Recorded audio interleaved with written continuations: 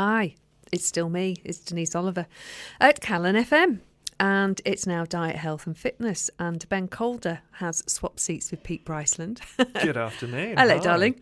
Good to see you. How's Shrewsbury today? It's sunny, beautiful, spring-like, blooming. I'm loving it. It's gorgeous, isn't it? Yeah. Gosh, I was out yesterday. I was saying to Ainara, who's still in the studio with me running the desk, thank you so much. You are amazing. She's not going to speak. And to Pete that yesterday I just chose to sack everything off and go out for the afternoon. Good plan. Because I could.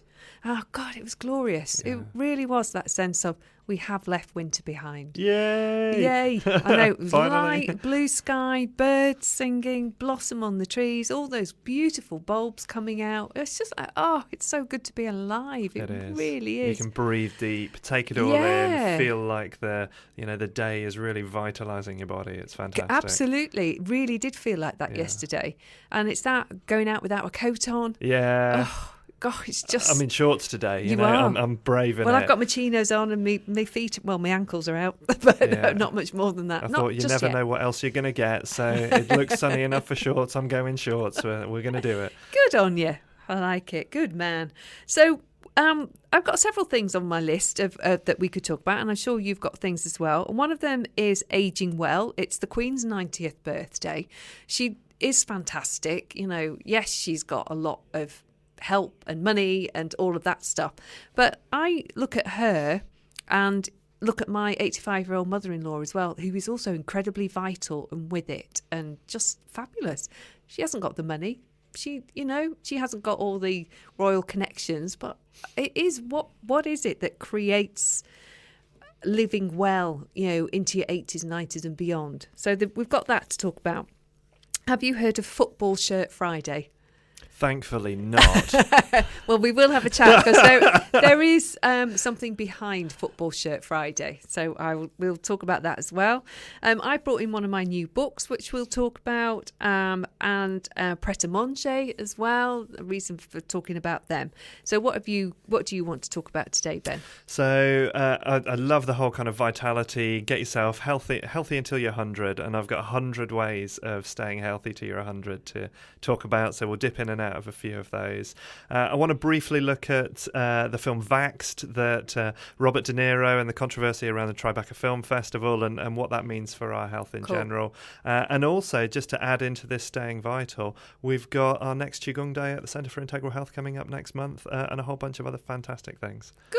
Goodness me, there's so much to fit in. If we don't get round to it all, no worries, we can talk about it another day. So we're going to kick off with a book, my latest fave. And the author of this book is Peter Gordon, who's a chef. And I saw him on Sunday Brunch, which I love to watch because I like Simon Rimmer. He comes up with 3 or 4 different new recipes every week, and it's like, how does he do that? It's great. And the other reason I really like Simon Rimmer is back in the 90s he created one of the first vegetarian restaurants in Manchester, and still going today. It's called Greens, and it's a lovely restaurant, and the area that it's in was more run down than other areas. It's in West Didsbury, and now it's quite a trendy area. So loads of the old pubs that were a bit seedy when I was around at that time, sort of to do with, they're living around the area when I was nursing, have all been done up, and they're beautiful and done out, and still that restaurant is there. And the menu's great, all this gorgeous vegetarian food, the way it's displayed and everything. It's just fab. I love Simon Rimmer for what he did then and what he's doing now. And he had this chap, Peter Gordon, on. And I've never heard of Peter Gordon. And he's a very well-respected chef amongst chefs. So my ears prick up when that's happening. Always, yeah. And so he was making this, juicy salad, aubergines that were roasted with this lovely dressing on them, and then lots of other stuff as well. And he talked about this latest book, Savour, Salads for All Seasons. The photography is just superb, so colourful, so juicy. So yeah, give me some. Really, almost ready to eat the pages. Really yummy, yes. Yes, all gorgeous. And one of the things he asked right at the beginning is, what defines a salad? what does define a salad? Yeah. You know, if you were to ask me that when I was growing up, it would have been a lettuce leaf, a slice of tomato, and a slice of ham. That was what was not even the cucumber, right? That was what was put in front of me Sure. when I was growing up as a salad. Yeah. So I didn't particularly enjoy salad. And, you know, I was vegetarian for 12 years and I used to get so let down by the accompanying salad that it came with so many dishes in that it was just literally lettuce, tomato, cucumber, and no dressing, no thought. No imagination. No effort. You know, it was terrible. Or you go places where your side salad has come out of a bag. Yeah, you sure. know, And which you could do at home. Yeah. You can tell that, again, no imagination, no effort has gone into it. So what Peter Gordon is saying is it merely a few ingredients tossed together in a bowl with a dressing, or is it more complex than that? And he says his view is that a salad is a mixture of ingredients individually prepared as opposed to cooked together in a stew that work in harmony with each other, either by being very similar in texture and colour or by opposing each other. So, for example, crunch supporting smooth. Some salads are elegantly plated assemblages, that's a good word, while others are casually tossed together. Oh, I love it. I love the language. I loved watching him. I've never come across him before. And I immediately ordered the book, and here it is. And so it's just amazing, isn't it? Yeah, the artwork is phenomenal amazing. there, yeah. And this isn't a book about cold salads. Yep. You know, there are warm things in there as well. There are things that have been cooked that are mixed with things. So the leaves wilt and the dressing all adds to the unctuousness of the whole thing. Yeah. Oh, I'm in love with salads. And I love doing that. Warm salads as you go into kind of autumn, and there's still a lot of stuff in the garden and in the allotment, and, you know, still a lot of good flavours available. But you don't kind of, you know, again, from traditional Chinese medicine, having cold, damp flavours as you're going through into autumn and winter is actually not good for your health. It's that dampness that gets into the system. So just being able to warm it up, you know, have a little bit of flavour with it, but still toss together all these fabulous flavours. I love it. It's perfect. I was introduced to adding warmed or cooked vegetables to salad leaves and cold dressings by a guy called Mark Mabon, and went on a raw food day. So I was really into what raw fooders did and understanding it, but I didn't like how cold it all was. That didn't work for me at all. So I was much more Chinese 5 elements, and when it's cold, warm up the body. If it's very hot, cool it down. That makes total sense to me. And then I met this guy and comes along and he goes, oh no, we do the cold leaves and we do have that. But then we'll steam our pumpkin or our squash or sweet potato or whatever. And we have that hot with the salad. And it was like, ping, this whole other world of, oh, you can do that then. You know? And it's like, of course, you can do anything. Get the combination right. Get what's right for you. Get the crunch, the smooth, or whatever it is together. Absolutely. So my new favourite book. And as the book clearly demonstrates, you know, the food that's going to nourish you the most is the food that inspires you. The stuff that when you look at it, you just go, oh, I can't wait to tuck into that. Yeah, you know, and absolutely. It should be exciting. And if it isn't, you're not doing it right. Yeah. You know, and I wrote a blog on this sometime last year, you know, that if it doesn't excite you, you're just not getting it right. You're just not. It's not going to work for you, is it, at all? I think there are certain elements of our digestive systems and the diet that we've come through in the 80s that really haven't worked for us at all. Yeah. And we are seeking something else. We want something more than we can get in a supermarket. Yeah. We just do. Yeah. Yeah, and so I think a book like Savour by Peter Gordon could be a way to go. Sure. And of course, it's encouraging people to work with real food as well. Yes. You know, that it's not difficult, it's not complex, it's not time consuming. Actually, to grab a bunch of stuff and prepare it and stick it together. You know, one of the things I've found over the years is that any dietary approach takes about the same amount of time as any other dietary approach. Yes. Once you get into the habit of it and you know what you're doing and you're a little bit prepared, you can chuck most things together, you know, and especially if they don't have a long cooking time, in about 30 to 40 minutes. Yeah. So, you know, that's easy. It's Sorted. straightforward, but you just feel so much better from it as well. Yeah, it just feels more alive and it's just more welcoming for the body itself. Yeah, it's cool. Hi, welcome back to Diet, Health and Fitness. So, yes, Ben's with us in the studio, so you're getting a bit of the old headbanging stuff As going you can on. tell, nothing like a little bit of energetic, vital music to keep us going on a Thursday. It's almost the weekend. We're almost here. Yay!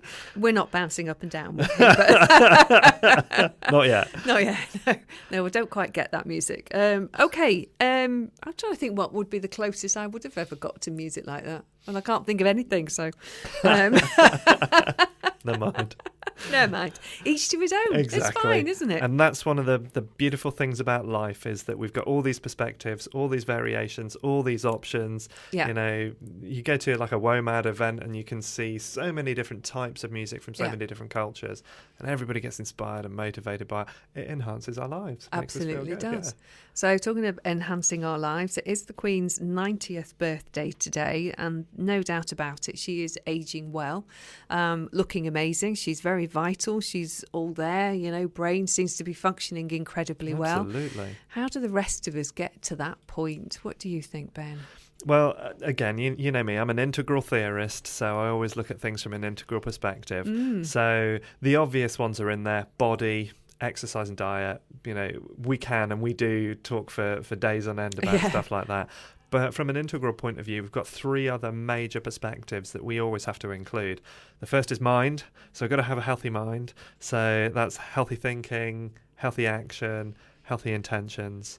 We need relationships, the relationship to our nearest and dearest, but also to our culture, to the people in the town we live in, the people in the country we live in. How we relate in there is so important to health. And then our environment, you know, what's happening in our environment, what does it give to us in terms of health, and how does it affect us in other ways as well? Yeah, cool. So I was saying my mother-in-law, and I always cite her, but my parents died many, many, many years ago, and they weren't people. They weren't healthy at all for various reasons, but she's just amazing. I've never known her have any major illness, go into hospital, nothing like that whatsoever. I watched her, she came to stay with us over Easter, and as I was watching her walk across the station, she'd been to pick her ticket up. She was with my husband. He was making sure she got to Crewe okay, and on the train at Crewe back to London. And I watched her walking towards me, and she could have been at least 20 years younger. Wow. She was taking in her environment. She's very upright. She's a small lady. Sure. She's very upright. She dresses really well. She won't be seen without her makeup on, without her jewellery in place. You know, she's just very together and with it. Yeah. She watches all the news programmes. She's up to date with everything. She knows more about what's going on in the world than I will ever be interested in. And she has this thing about when it comes to eating, she only eats just enough. Mm-hmm. She doesn't deny herself anything, but she has a little bit of this and a little bit of that she's learned over the years works for her. Yeah.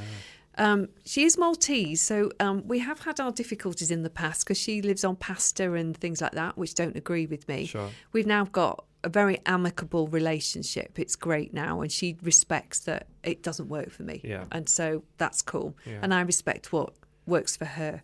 So she knows to bring her form of breakfast cereal with her when she comes, and you know, etc., etc. She asked us what books we're reading and what she fancies reading next. That said, she's not particularly sociable. She doesn't necessarily go out of what she's always done. She sees her family. She contacts each of her boys, my husband being the eldest, every day, so they all know she's alive. She goes to church, and that's about it. But she's so still with it. Yeah. You know, and we were just saying, what, at 85, when you haven't got a job, you don't have to go out to work. She's not rich. She lives on a pension. And she's lived in the same house for, let's say, 40-odd years, maybe more than that. I'm trying to think how old my husband is, so let's go for 50 years. Mm-hmm. And she will get on a plane on her own, go to Malta and visit her family over there. So it's like, what's her reason for getting up in the morning? See, passion and inspiration have got to be part of it. You know, even if you're passionate about something simple, even if it's just to keep an eye on what's going on in the world around you, even if it's just to present yourself in a pleasant and healthy manner. I think when you've got your mind engaged in why you want to do something, and there's a reason to do it, you know, I want to do this because, you know, you'll always find the how as long as you've got a why. And I think it's one of the things that is often too much the case for people as they get older, is that from retirement they're given this idea that there's no value to them. And so, just stay out of the way, don't make a trouble for us. But actually that's a moment to renew your passion, your motivation, your interest in anything that work has not given you the time to do. And I think that's the case with a lot of people, is that we work, and there's a great meme that goes around on social media that says, I don't believe that we're just here to work, pay bills and die. And we really aren't. Life really is about enjoying and being in each moment and making the most of days like today, noticing how the full moon as it's been coming on has been bringing all the flowers forward, and life is right there in front of us. So to engage with it, to feel passionate about it, to want to do something with it, that's what keeps us going, because the body is responding to what the mind is asking as well. Yeah, it's super cool. We met in London at the end of January, my daughter and I and her.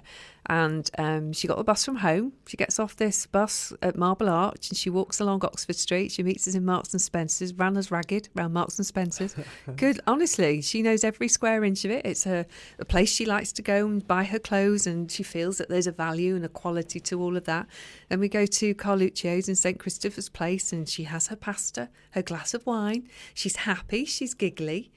And then she knows she's done enough. It's time for her to go home. She leaves us to it for the rest of the day. And it's like, that's what I want. I want that vitality, that interest in other people. So what are you doing?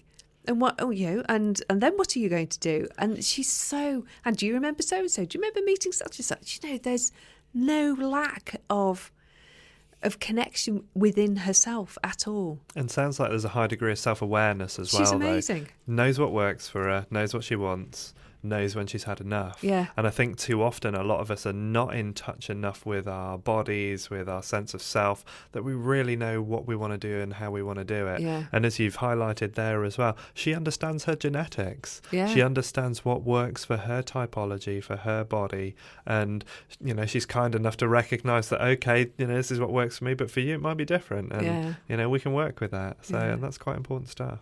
Let's have some more music, and then when we've listened to this track, you can pick out some of your 100 top tips. Okay, that was for you, Ben. I love it, thank you. On a sunny day like today, what can you ask for except I sat by the ocean?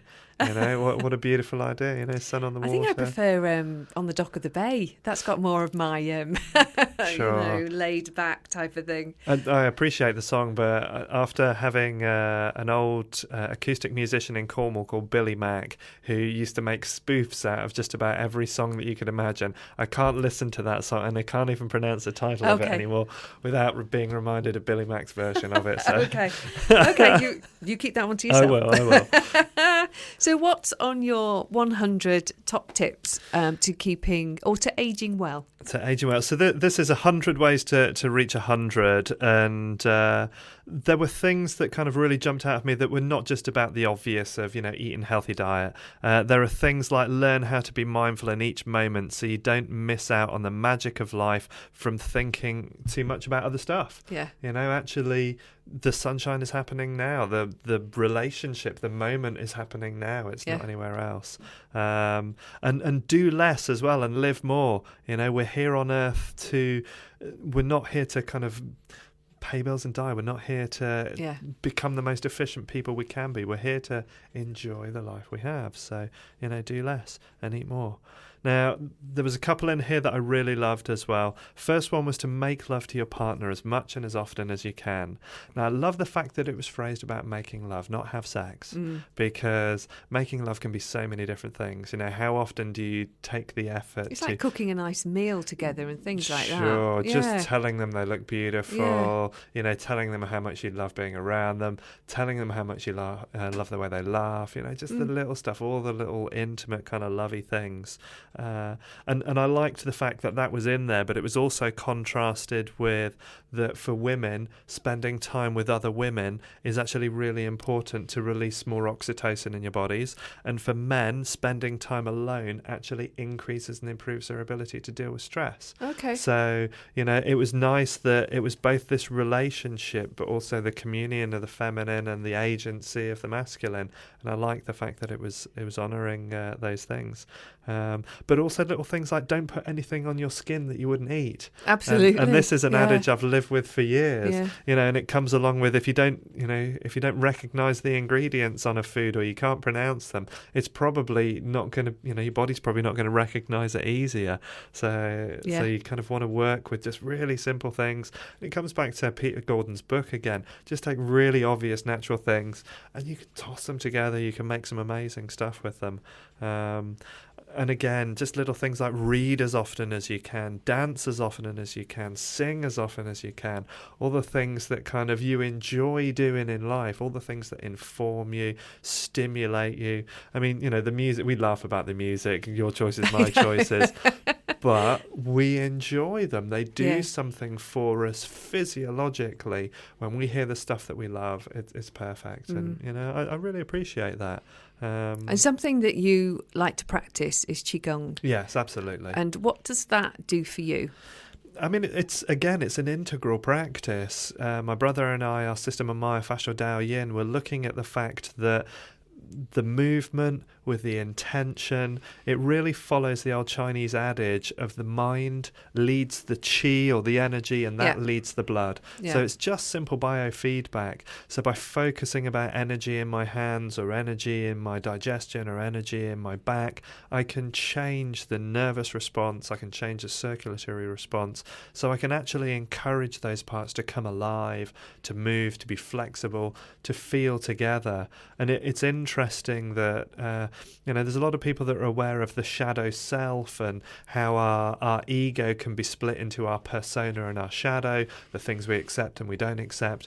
But very few people are aware of the second layer of that shadow complex, which is the separation of mind and body. And a lot of people have this experience of they're kind of like this pilot riding around on top of this vehicle, but the vehicle isn't anything to do with them. And it doesn't take, they don't have to be responsible for it, that it does stuff to them and it does stuff that they don't choose. But that's just a fake idea in the mind. We're really in control of the body. And yes, it has involuntary processes, but we can be so much more involved in supporting it that we can turn that whole shadow side of being disconnected from the body around and have much more feeling, much more sensation, which actually increases the amount of pleasure. And again, the word savor in the book from earlier, it's about that. I want to feel it. I want to really enjoy it. And we can only do that if we really kind of get into the body and work with it rather than just think about it. So connect. And this is why, like, on the 15th of May we have the next of our Qigong 5 element days. We're working with the summer energy as that starts to come in. It's bizarre to think that next month we're talking about summer energy coming in, but energetically in the calendar that's where we're going to be. We'll only be 4 weeks off of midsummer at that point, so we're not far away, but we're going to run that on the 15th. Focus on the heart, focus on kind of love, joy, happiness as the emotions, but just softening the heart. And again, anyone that's got heart problems, heart issues, to really become aware of what's going on in your heart and have practices that will just support you, ease you, keep your energy up without keeping your stress up. And and that's one of the things I love about Qigong. Cool. Ben, you've got something you want to tell us about to do with Robert De Niro. Yeah, I mean, I don't know how many of you have been following the story online with what on Twitter is now hashtagged as De Niro the hero. So if you don't know, Robert De Niro is one of the co-founders of the Tribecca Film Festival in New York. And one of the films that he wanted shown this year was a film called Vaxxed, which is a film that... It's not what a lot of people have suggested, which is an anti-vaccination film. What it is a film that's asking questions about why the CDC, the Center for Disease Control in America, why they have deliberately deleted and altered statistics and information from studies on vaccines to deny the link between autism and vaccination. And there's a CDC whistleblower, essentially, who's come forward with a lot of information and kind of basically in a sense of needing to get it off his chest about what's being done. And we know that there are many side effects associated with vaccinations. We know things like the HPV vaccine, for instance, with young girls is causing all sorts of problems. Which they're trying to hide. Absolutely, always. And, you know, from one point of view, I understand that because so much time and energy went into researching something. And so for it to be a failure, that's a difficult thing in any business model. Yeah. But the fact is, we're talking about public health and public safety, and the fact that, especially in America, and this is something that we always have the concern of being leaked over here, is the fact that in certain states, you don't have a choice. It's mandatory to be vaccinated. Yeah. And those policies are being run by people in positions of power that are being influenced by people with a lot of money. And it's not necessarily about public health. And as you know, I mean, Robert De Niro, after pulling the film out of Tribecca, actually went on the Today Show and went on Jimmy Fallon and went on a few other things, and actually was quite regretful about having pulled that film, because he wants the conversation to happen. He wants the discussion. He wants the awareness. He says whether or not people end up being pro or anti-vax is immaterial. Whether, you know, but we need to have the truth. We need to know what these things are doing, so that people can make informed and healthy decisions regardless of what they do. Yeah, my daughter was the only girl in her year who refused to have the HPV. She did all her own research about it. She asked all the questions and she was like, no, I'm not having it. Yeah. And she doesn't regret that to this day. Perfect. But she was, if she ever went to go to the doctors for any reason, she was hassled by the GP. Sure. You've not had this. Why haven't you had this? Sure. And rather than having a discussion about choice, it was, I'm the adult, I'm the GP, you're the teenager, you should do as I say. Yeah. And you say anything like that to my daughter and immediately her back's up and she's not going to do what you say. So, yeah, good on her for, it was her choice at the end of the day. Absolutely. I listened to what she had to say and that's where the decision came from. Yeah. Not this following as a flock. Absolutely. And I think it's really important to have that choice, and again, really important to have the information. Yeah. Because there have been a number of other actors and sort of media figures that have come forward to support De Niro, and especially Aidan Quinn, the actor, who highlighted the fact that his daughter was actually ahead for her age and her development. And at age 2, when she had her MMR vaccination, she woke up the next day, blue, drooling, arm in the air, you know, and has forever since been changed. Yeah. And they were told that was normal, you know, and if our immune systems just don't develop the way that vaccines try to affect us. Yeah. And we need to look at what we can do to support real immunity within the body. And this is why you get a lot of pro-vaxxers who are, you know, kind of scared of children who haven't been vaccinated. Well, if your vaccine works, then you've got nothing to fear from anything. No, not at all. So an unvaccinated child isn't a vector because your vaccine will protect you. Whereas research that's come out in the last couple of weeks that's been done over a 20-year period, interviewing parents of vaccinated and unvaccinated children and recording the levels of illness, show that unvaccinated children have less illness than vaccinated children throughout their childhood years. And it was very, very clear cut. We're going to finish with 2 very quick things. So, Ben, Chester Wellness Centre. Yep, it's their 10-year anniversary on Sunday. So I've been working there for 8 years, running clinics there. So we've got charity raffles, we've got taster sessions, we've got bubbly, we've got all sorts, 12 till 3, Sunday, Chester Wellness Centre. You find details on their website, which is chesterwellnesscentre.co.uk. And so I look forward to seeing you all there. Cool. It's in a really nice building as well. It's amazing, it's a really lovely spot. Plenty of parking, la. I just very briefly want to just mention 2 things. Pret a Manger have listened to what their customers want, and they've now included 5 more vegetarian options into their menu, and a lot of it's to do with the number of avocados they were having to buy to create the sandwiches and things. So, you know, good on you, Pret a Manger. It's great. And then it's Football Shirt Friday tomorrow, and you can find out more about this by going to Cancer Research UK and checking out their website. And this is to do with raising awareness around bowel cancer. The rather marvellous footballer Bobby Moore, who was one of my favourites. I used to follow Bobby Moore when I was young and came from a footballing family, dad, a Man City fan. My brother took up the mantle when dad died. La la la. You can wear, if you book onto this programme, it doesn't cost much to join. You can get a group of people together. You can dig out your old football shirts, wear a new football shirt. It's entirely up to you, and show your support for Football Shirt Friday and what's going on around bowel cancer, and the fact that we're not taking any notice of the signs and symptoms, and especially you guys out there. So go to Cancer Research UK and look at Football Shirt Friday and find out more about that. So it sounds like fun. I mean, I'd do it just for fun. So, why not? I like footy. As long as you're wearing shorts as well, that's fine. Yeah, I could do shorts. It's not a problem. Get the fake tan on. Be fine. So thanks for listening. We are going to play out with One Direction, who Ayanara and I absolutely love, and Ben's not so keen on, so he's about to shut his ears off. So thanks for listening to the Diet, Health and Fitness Show. Bye-bye. See ya.